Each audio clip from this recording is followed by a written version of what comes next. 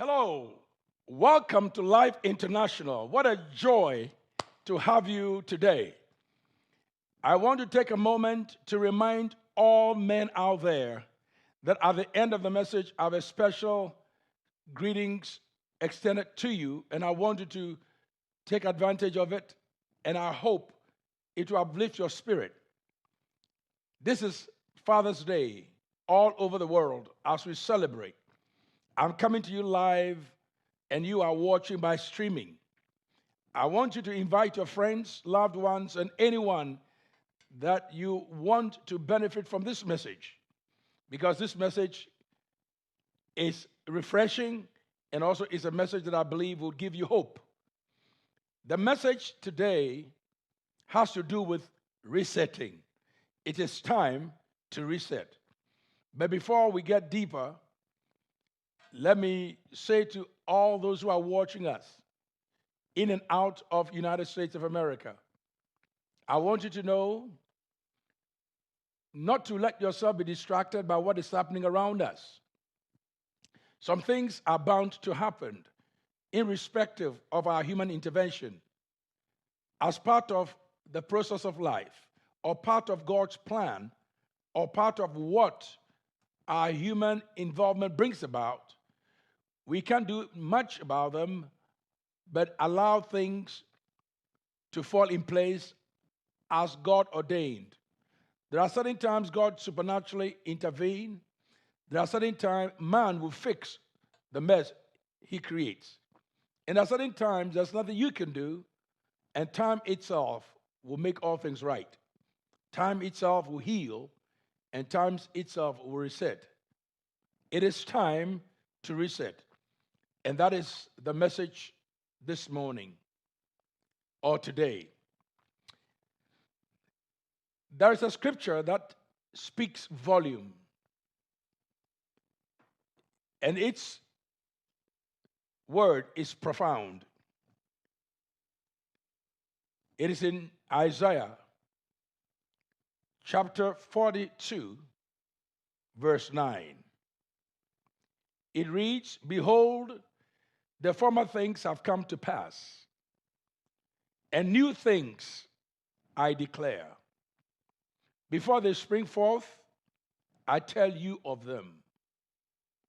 So this is the time where former things are passing us by and new things are about to unfold. 2020, what a shocker for all of us.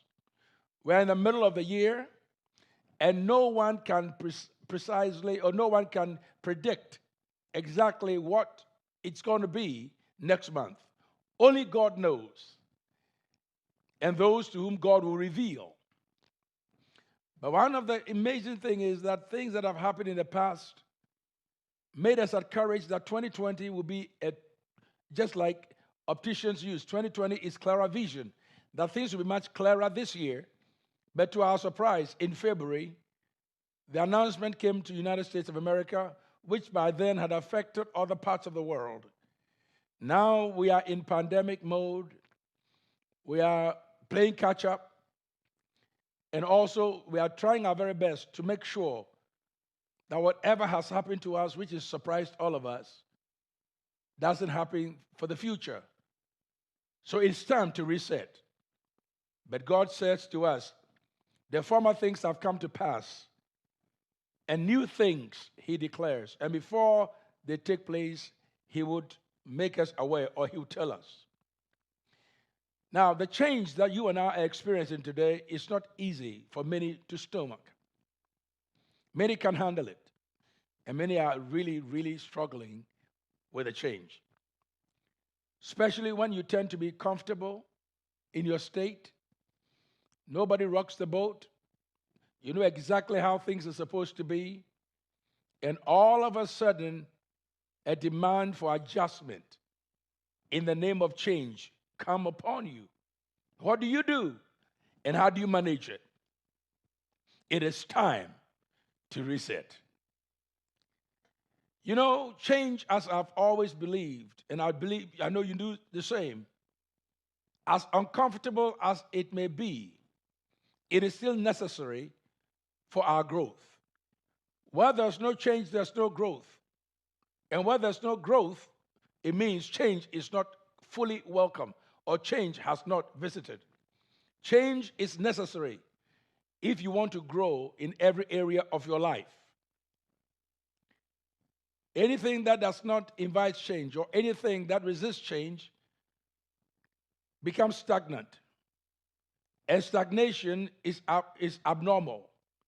Nobody have to be in the same place, the same spot forever, unless you are a rock or a stone.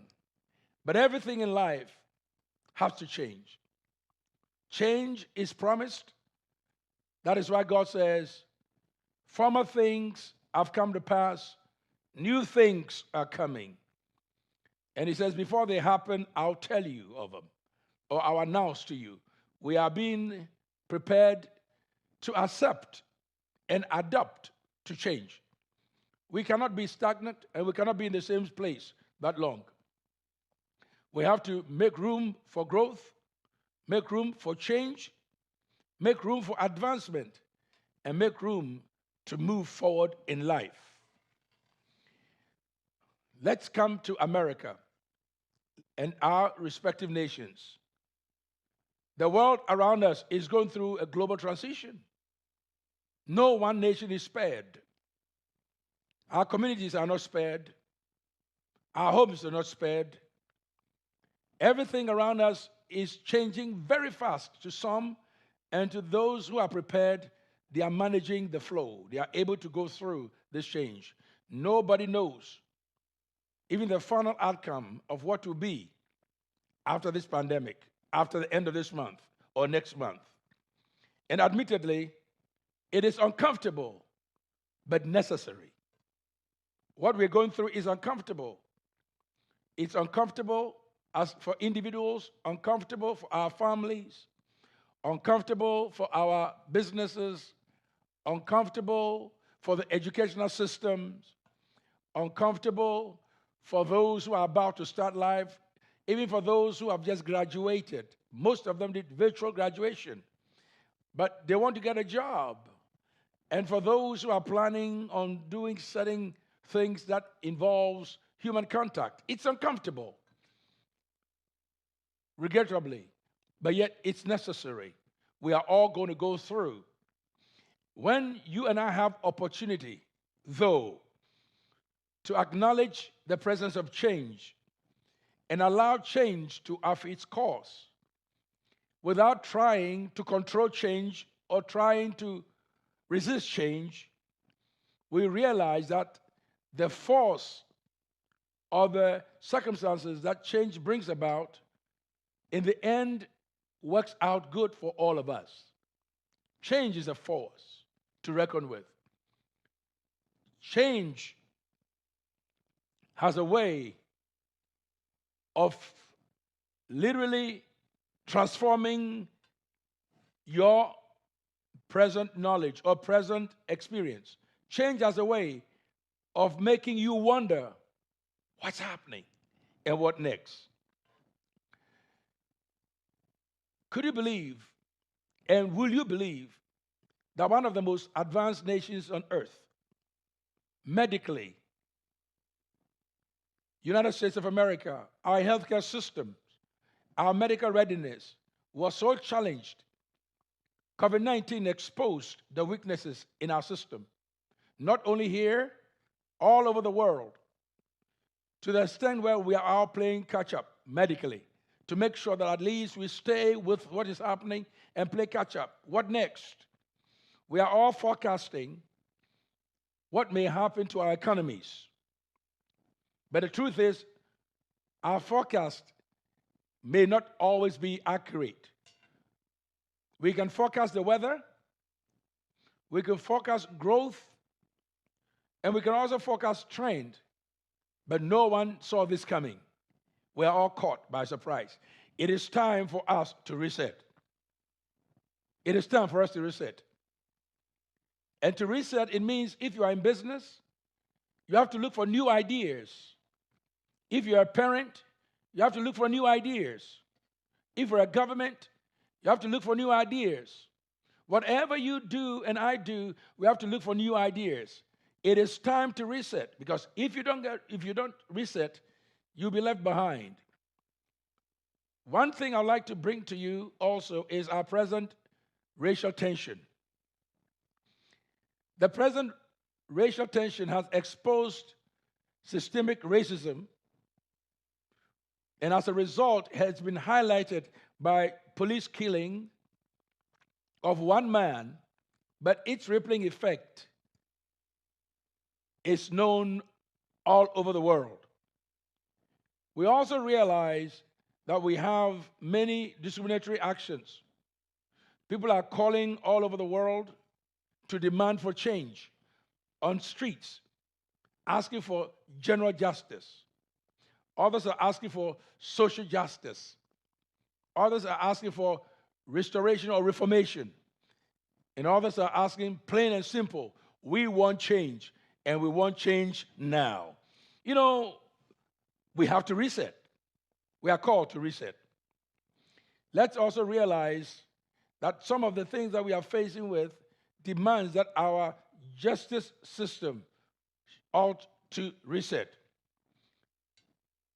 Equity distribution has to be considered, especially between the haves and the have-nots. Our educational system has to reset. Our healthcare system has to reset. Our social and community development systems need resetting. Our political systems need to be reset. Believe me or not, or believe this, the religious systems have to reset, especially our evangelical community. We seem to be interested on political thoughts that support our platforms. But with what is happening, most of us are quiet. We got to deal with this and deal with it in a return. We have to reset. And if we maintain silence, it means there's great concern. The church cannot only sit around and talk about moral issues, like how our society have to respond and behave. We've talked about almost everything else, right and wrongs. But when there are matters close to us, and we are not saying anything about it, and we extend silence to it, it means that we are actually compromising. We have to address issues. We have to find solutions for issues. And we have to give hope to the people that look up to the church for direction. This is not a time for the church to be quiet. I believe the church talks, and the church is ready to address where there's racial injustices in other parts of the world. Where there is religious persecution, we talk about them. What about when we have challenges in our own countries and we pretend they don't exist? It is time for us to reset. And let's be honest here, the reset has nothing to do with any political platform. It is time for the body of Christ to take a stand and be the light of the world, be the light of the world, be the example we call to be, not in self-righteous terms, not in those things that we feel it's easy for us to talk about, but also talk about uncomfortable things. The church has to reset. The church needs to do more than what she's doing today. More than having people come to hear the word, more than receiving tithe and offerings, more than building mega churches and building our own kingdoms, and more than becoming a political bloc for political institutions during election time to come in and vie for our votes. This is not the time for these things. This is a time for us to reset and reconsider. Are we going to be the light of the world? Are we going to be the salt of the earth? And are we going to bring discontentment to a place of recognition that where the light of God is, where the salt of the Lord is, we bring seasoning or balance to things? It is time for us to hold here and there and bring them together and play the role of reconciler. We are called to reconcile. We have the ministry of reconciliation. We don't have a ministry of division. Ministry of reconciliation. It is time for us to reset. You see, the early days the church was not only trying to get people saved, but the church was doing more than that. The church was providing educational experience so that people not hear about the gospel but get educated in the same time, at the same time. The church also went one step further, made sure that people are not only getting healing through prayer, but also have medical facility to support them. So wherever the mission work came to countries, they built churches, they built schools, and they built hospitals. Because this is what the families need. Now we realize that our world has advanced, and we are facing new challenges, unlike challenges of the past. And if this challenge is calling us to respond, why do we pretend it's not there? It is time for us to reset and make sure that we put things in perspective. To reset, as I read earlier, the Lord says that the former things have come to pass, the new things are about to spring forth, and before they happen, I'll tell you. But there are some things that I want you to consider. There are times when you have to learn to forget about some things, which are former things. Why do I say so? Because there are some things, if you keep remembering and you keep hammering, it will cause much anger, much pain, and much hatred. There are certain things that you only go back to reflect and keep moving. The Bible tells us in Isaiah chapter 43, verse 18 and 19. Listen to what it says. Do not remember the former things. Do not remember the former things, nor consider the things of old. Verse 19, behold, I will do a new thing. Now it shall spring forth. Shall you not know it? God says he's going to do a new thing. It's going to spring forth. Are you not going to know it? And he says, I will even make a road in the wilderness. I will make a way out of no way. And he also says, and rivers in the desert. Rivers in the desert. Usually our desert experience rain, but God says, I'll do something. It's not going to be seasonal. I'm going to create rivers in the desert. So the desert will be like an oasis. You can grow things in the desert. I'm going to do new things. It is time for us to reset. Do you realize that what we are experiencing today is uncomfortable? Though what we are going through is unpleasant. Though what we are going through is not what we prayed for or what we bargained for. But do you understand that in the midst of all of this, the outcome will be better? Because God says, I am doing a new thing. Now it shall spring forth. And shall you not know it? God doesn't want us to be ignorant or in the dark. He wants us to be familiar with his works. He wants us to know that he's up to something awesome. That what we can understand, what we can figure out, should not be something that scares us. He says, listen, I'll even make road in the desert, in the wilderness. The very wilderness, I'm going to make road there. And when God make road, that means there's going to be a thorough passage. People can go and come.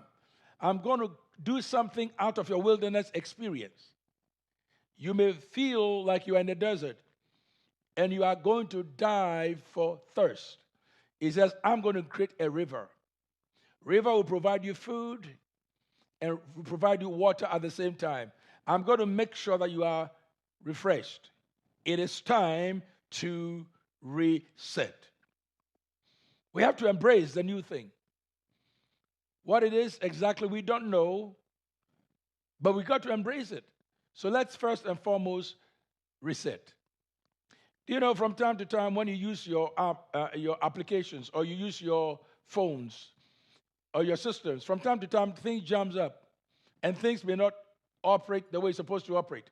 And we are told that if your system is not working, at times you have to unplug it and put it back. It's resetting. It's the same thing. At times you have to what? Pull back and plug in again. We have to reset. Our nation needs to reset. Our homes, we need to reset. In our own lives, we have to reset. It is time to reset. Pull back and plug in again. It doesn't mean you're quitting. It means that you're just observing and making sure that the thing that has jammed is back again in force to operate. It is time for us to reset. America, it is time for us to reset. Let's pull back and get ourselves together and plug in again. Father, it is time to reset. Mother, it is time to reset. Church, it is time to reset. Businessman, businesswoman, it is time to reset. Everything that we do now, remember, if it gets jammed, let's just reset and get back to action. We got to reset in every area. We have to look at things differently. Things that we never gave attention to, today we have to give attention to. It is time for resetting. Let me tell you a story about Moses. It is a familiar story. Everybody knows about Moses' story. God sent him to set Israel free from Egypt. Why? Because Egypt for that long would not let the people of Israel go free. They had control over their lives. Children were born into slavery, never saw freedom, never experienced freedom, didn't know freedom. They worked from sunrise to sundown. And they ought to eat after they work with no privileges extended to them. They cried out to God in their pain whilst they work. And God says, wait, I'll reset things for you. A little boy born called Moses grew up within the Egyptian system only to learn how to set God's people free. And when the time was right, God said, now I've reset. Go and get my people for me. That's exactly what happened. This may be a difficult subject, but let's just try to address it. Could what happened recently, for which we are now ready to bring about some reformation or reform our system, or at least got our attention, and matters and things we hate to talk about now, we are ready to address. Could it be that even this young man that we may see differently, George Floyd, could he be a modern day Moses? Even though he has died, but his death is resetting everything and causing us to look at things differently. His death provoked so many people, both right and wrong, or right and left. His death brought about, whilst it was painful for the family, and why he shouldn't have lost his life. And it was not the right thing or the right way to at least treat a human being. In his death, America and the world started demanding for global change and equality. His death is causing us to ask for human dignity and justice for all. His death has brought so many things to the forefront where people are saying we're no longer going to sit still. We've got to reset as a nation, reset as a community, and talk about what we often try to avoid. And remember, what has happened here is a reminder for many parts of the world and others suffering. You can oppress people, but when the time and the season comes, you can't stop their deliverance. You can hold people back, but when the time comes, you cannot stop their deliverance. Everything has its time, remember that. So let's reset, and let's take a forward movement that will bring everybody together, where there'll be respect for human life and human dignity, where everyone counts, where people are not judged by the color of their skin, but by the content of their heart. We have to reset. George Floyd has done what the church should have done. What he has done, his death has exposed atrocities against black and brown people, not only here, but around the world. The Aborigines, the Native Americans, those who were taken out of Africa in slavery, yet little is said about it. It is time for us to face this reality and reset and recognize that even though we may not be able to physically change the past, but we can change the effect of the past coming upon us today and tomorrow by resetting and recognizing that every human being is important to God and everyone is necessary. No one is insignificant and everyone has value. It is time for the church to reset. Speak up and not be silenced. It is time for the church to promote unity. It is time for the church to call out and make sure that we talk about racial healing. It is time for the church to recognize the fact that we are reaching the communities. We have to make sure that we help others to find meaningful expression within our communities, that no one will be left behind and that everyone will be seen as valuable. If you are interested in somebody's soul, be interested also in their pocketbook. It is time for us to reset. Now let's look at ways to reset. Very simple. How do we reset? I'll give 5 points. Number 1, to reset, let go of the things, old beliefs, and the way of doing things. Anything that is old mindset, let go of it. Let's go of it. That is number 1. If we're going to reset, let's just halt. And I thank God for our forefathers. They did great for us. But not everything that our forefathers did was beneficial. Not everything they did. What they did most, and they did wonderful things, but not everything that they did was beneficial to us. Let's go back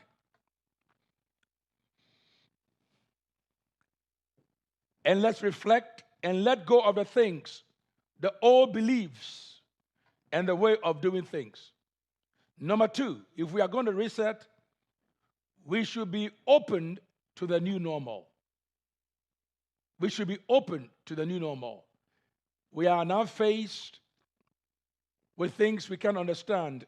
This is the new normal. We have to get used to it. We should be open to the new normal. The third thing that we can do to reset is we should not depend on the past to navigate our future. Let's not depend on the past to navigate our future. Let's start from here with determination that now we are resetting. We're going to go forward. We are not going to depend on the past to navigate our future. We're going to take it from where we are now, address issues now, and move forward. It is easy to say that former days were better than now, but the Bible says that it's not right if you say so. Let's not say that the former days are better than now. Former days will not be repeated. Today is a new day. And God says, before they spring forth or new things happen, I'll tell you. So let's not depend on the past to navigate our future. Let's depend on the present to chart a better course for our future. The fourth way to reset is be determined to stay the new course. Be determined to stay the new course, even though you don't understand it fully. Let me say it again. The fourth way to reset is to be determined to stay the new course, even though you and I may not understand it fully. Just be determined. Now, you know what? Whatever it is, I'm ready for it. I'm going to stay in this new direction, and I'm going to follow this new course. The fifth point is you and I have to renew our trust in God and in people. To reset, we have to renew our trust in God and in people. Can you do that? If you can do that, then I can say that you are reset to go. You ready for great things? Are you ready for that? I pray you are. Let me go through them one more time. How to reset. Number one, let go of the things, old beliefs, and the way of doing things. Let go of the old things, old beliefs, and the way of doing things. Number two, to reset, you have to be open to the new normal. We have to be open to the new normal. New normal is here. We're going to get used to it, and we shall not use the word new anymore. We shall say that this is normal. But for now, it's a new normal. Get used to it. Number three, don't depend on the past to navigate your future. Don't depend on the past to navigate your future. Depend on the present to chart a course for the future. Number four. Number four, be determined to stay the new course, even though you don't understand it fully. Resolve in yourself, I am here. I am ready. Even though I don't understand it all, but I am determined. Whatever it is, come what may, I'm trusting God to help me to proceed. Be determined to stay the new course, even though you don't understand it fully. And number five, to reset, renew your trust in God and renew your trust in people. I call upon you, I call upon me, I call upon all of us to do that. It is time to reset. America, it is time to reset. The world, it is time to reset. The church, it is time to reset. The family, it's time to reset. The businessman, businesswoman, it's time to reset. Our systems, it is time to reset. And if we are ready to take that position, then I can tell you, you will not be surprised, but you'll be aware of what God is doing. And you will be the one to give him the praise because you see his great hand working on your behalf. I want to take this moment to say to you, for a moment, you can reset. You have in you to reset. Don't give up and don't quit. Let's just reset and let's keep moving. I pray for you today, and I wish you a glorious Father's Day. And before my greetings come, I'll say to every man out there, reset. Your life is not on pause. Your life is about to just move in this right direction. I said to every woman, your life is not on pause. Your life is about to move according to God's plan. And I said to everyone watching, your life is not on pause. Take it out of pause and let it play. Because until your life is playing the music or playing the song or playing what ought to be heard, no one will see or know what is in you. It is time to reset. I bless you. I pray for you wherever you are. And I ask that you would invite Jesus Christ into your life and have him to reset your life so your life will go according to God's plan. All those who have joined us as members, online, wherever you are, we ask God's blessing upon you. All of our affiliates, we ask God's blessing upon you. all of our associates. We ask God's blessing and grace upon you. And all of our partners, we ask God's grace, blessing, and favor upon you. As we get ready to close, I invite you to join us on Wednesday night. We have a special message, Do Life, and hear what God has for you. We are resetting for a good cause. I also want to give you opportunity to share our message on the various platforms. You can catch us on Instagram, Facebook, and Twitter, and also YouTube, all of our messages and archives. Just go out there and help yourself. Share us with your friends and invite them to join you in this new cause. Also, we want to give you opportunity to give in your tithe or your offerings. Go to www.lifeinternational.us/give. And as you give, may the Lord bless you richly and abundantly. And remember, we love you and we are praying for you. God bless. And I'll see you soon.